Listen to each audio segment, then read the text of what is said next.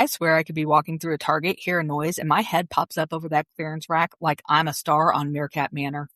But everyone else is looking around, right? Because they heard it. I wish they were.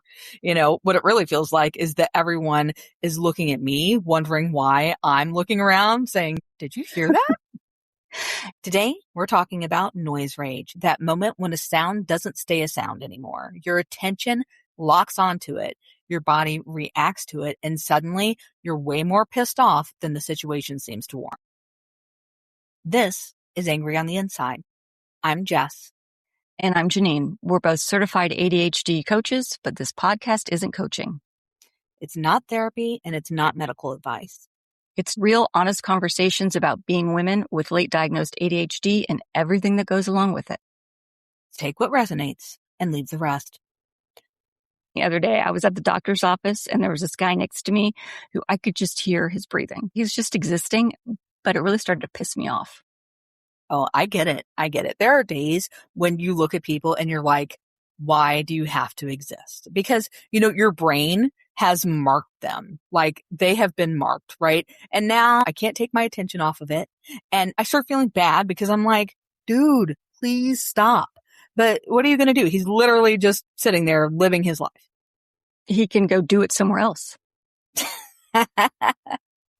Wouldn't it be nice if you could just be like, pardon me, sir, I know you're existing, but please move that main character energy to the other side of the room. Seems reasonable. This is where I tell my kids, some days you're the asshole. When I'm doing this, I feel like that's the day where I'm being the asshole because I know I have had my own main character heavy breathing energy that I have flipped off onto somebody else.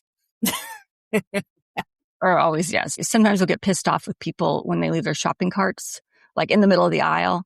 And it never fails. It seems like the days that people are bugging me the most, I will turn around and not see my cart and realize it's two things back and it's in the middle blocking it. I'm like literally just done the exact same thing. And I'm like, now I'm the asshole. But that's okay. That's okay to understand that some days we're the asshole and some days it's everybody else. And there's nothing wrong with that. Before we go any further, we're not using noise rage and misophonia interchangeably. Misophonia is its own thing. Some of the sounds we're talking about, chewing, breathing, repetitive noises, they can totally overlap with misophonia, but that's not all we're talking about today. We're talking about that ADHD experience where your brain grabs onto a sound and it will not let it go. Sometimes that can end in rage. Most times. Yes, I do want to make sure that I'm being clear because I keep saying, did you hear that? And nobody else seems to know what the hell you're talking about. This can start sounding a little questionable. Are there noises in the room with us right now that you're hearing and I'm not? I'm not hearing ghost noises. I am telling you, there is something there. The sound actually exists. I used to think I had amazing hearing, but I don't. Other people may hear the same sound and their brain apparently is just like, oh, not important. Let's move on. Lucky bastards. Right? My brain is like, wait, what the fuck was that? And that's the whole difference. You didn't decide to hear that noise. Your attention just was already there before you even got to vote. This actually explains something from before I knew I had ADHD. I remember being out with my ex and he'd say, why are you always eavesdropping on people? And I wasn't purposely trying to listen to conversations behind me. I just could not hear them. There's a difference between leaning over, trying to catch somebody's business, and your brain delivering their entire conversation directly to your table.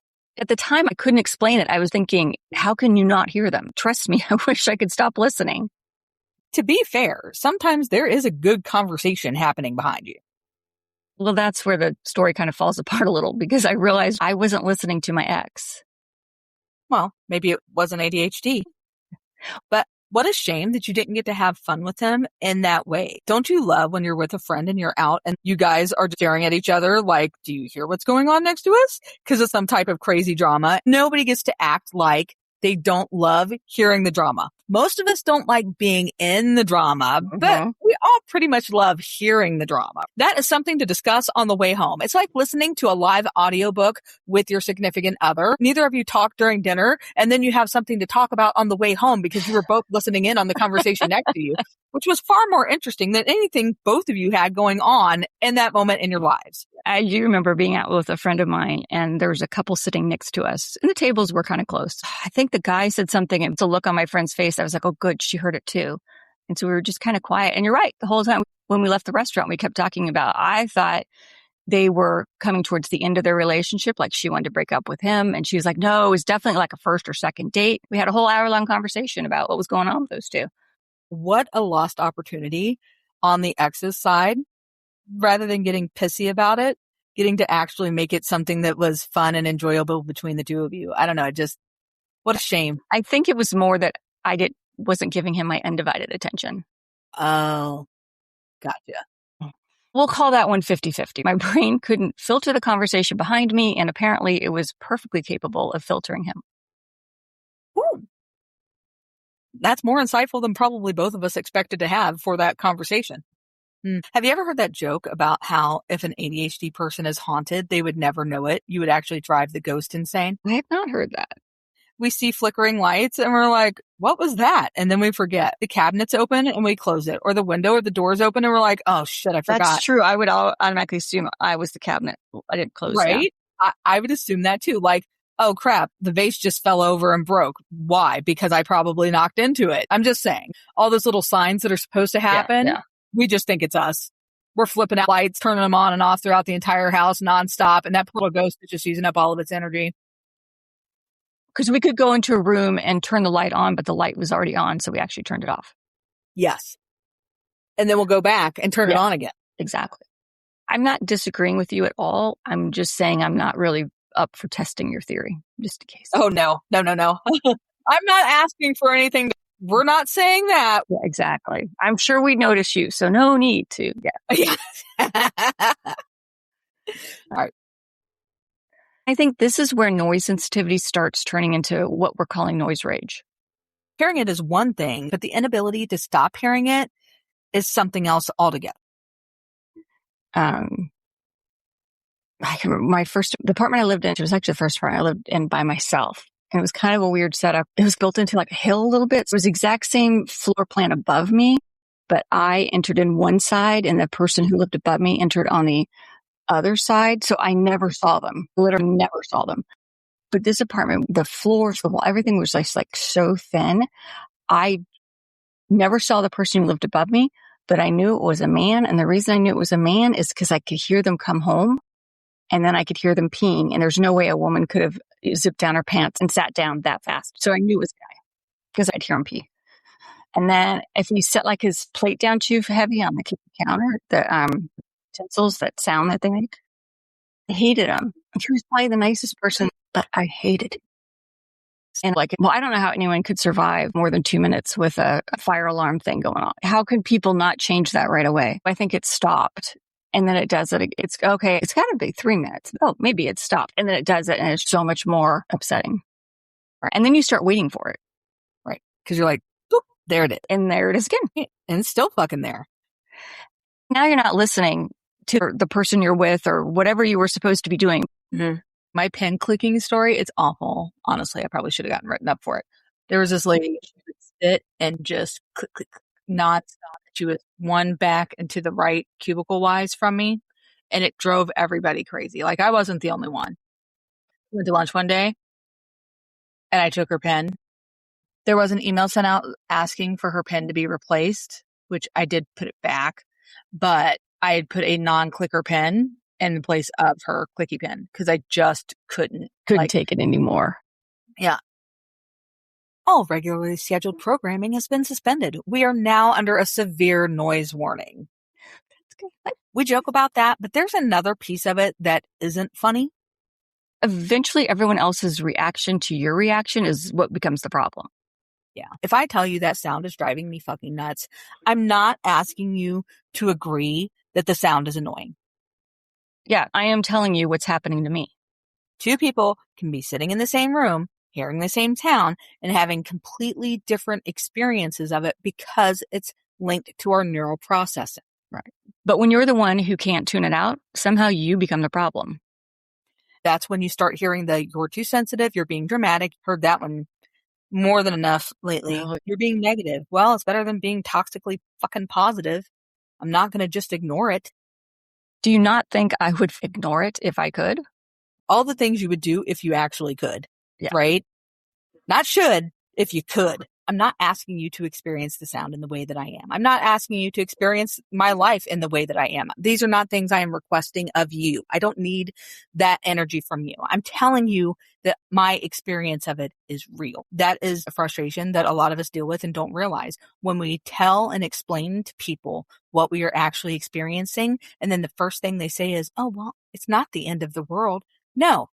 My world and your world are very different. My world may be much smaller than what yours is. It is not for you to judge what is important to me. If I tell you something is important to me, then it is important. Period. It's important. It's not for you to dismiss and tell me that it doesn't hold weight or that I shouldn't be affected by it. That is not for you to decide. And it's something that I feel like people miss a lot, and they miss it and they add in that toxic positivity, and then they tell you, well, you're being negative. No, I'm not being negative. Heard that one before. Context matters, which is another reason this isn't as simple as certain sounds make ADHD people angry. It is true, because there are sounds that objectively should bother me more that I can easily tune out. I can tune out screaming babies on an airplane. Me too. That does not bother me at all. Yeah. But if somebody is watching TikTok and they don't have headphones on, Throat punched. oh Yeah. my God. That person deserves to be throat punched. Yeah. I was thinking being taken out back, but okay. I think a throat punch is just as much fun, right? I'm not telling anybody to go and throat punch somebody for doing that. I'm just saying that in my mind, that's the scene that I'm seeing on the inside. It's another layer. It's not only the sound at that point. The fact is that my brain has decided you could stop making me listen to this, and you have chosen not to. And that has truly happened in real life. Now that sensory irritation, it has company. Yeah, it does. And its name's resentment. But I have had the plane thing happen. I don't like it, but I don't get mad at people with their screaming babies, because having flown with little twins numerous times, it's not like the parents going like, ooh, I can't wait to have my kid scream. That's one of those things I will say when it comes to flights. Mm-hmm. Screaming kids do not bother me at all. That is one of the few noises I can actually block out. Been there, done that. And there are plenty of people who are on there who do not have kids who are like, why can't we take it? Like, remember when there used to be smoking and non? They have people who wish there was like kid and no kid. Oh. And I totally get it. I'm not saying they're wrong in any way, shape, or form. My overwhelming empathy for having to deal with it and understanding what it's like to listen to a kid scream nonstop and not be able to stop it. Here's another thing I've noticed. My tolerance isn't even consistent, because there are days I can walk into my kitchen and not even notice the refrigerator. And then there are days I walk into the kitchen and it's like, has this fucking thing always been this loud? What's wrong with it? That holds importance because the refrigerator didn't change. Do you know that? No. No, it most likely did not change, but what changed is I changed. I'm working under the perspective that the refrigerator did not change, but I'm not saying it didn't not change. But that's where noise rage can actually tell us something, because if every little sound suddenly feels louder and sharper and more intrusive, the sound isn't like the whole story. Maybe it's not the problem. We have to start checking in on ourselves. Have I not slept? Am I stressed? Am I overwhelmed today? What is actually going on with me? Because something has changed with me, not probably with my surroundings. Have I been masking all day? Does my nervous system have absolutely nothing left? The sound is what gets your attention. The sound is the messenger. It's not necessarily the message. Because ADHD refuses to let anything be straightforward, after all this bitching about noise, can we talk about the fact that we both have to sleep with fans on? Ooh, I need my fan. I used to hate sleeping with one, but now I wake up and if it's not on, I'm suddenly like, what's wrong? Something bad's happened. Oh no, I'm totally the same on that. I used to hate it too. And now I have literally woken up like disoriented, trying to figure out what feels different. And it's because my fan isn't running. I forgot to turn it on, or somehow I passed out and like the noise isn't there. And I wake up almost like, I don't want to say in fear, but definitely on alert. because it's not there. But apparently then the solution to being overwhelmed by noise is, That's more noise, but it has to be the correct noise. of course, because our brains have terms and conditions, none of which we have read, but something all of us have signed off on.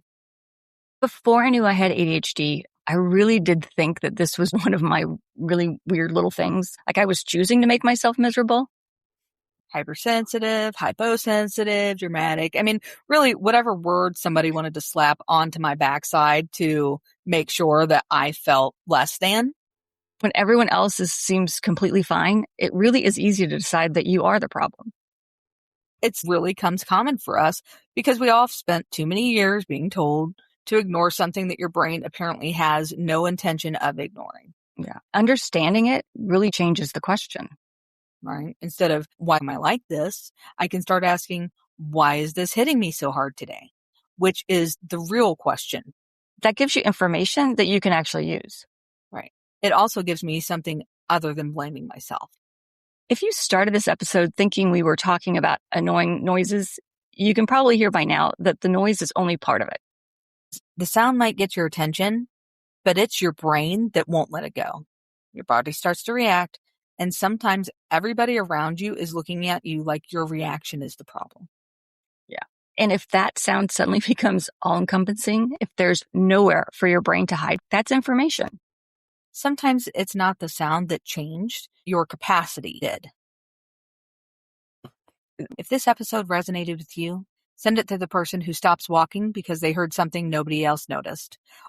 Remember, you're not alone, and you're not the only one who's angry on the inside.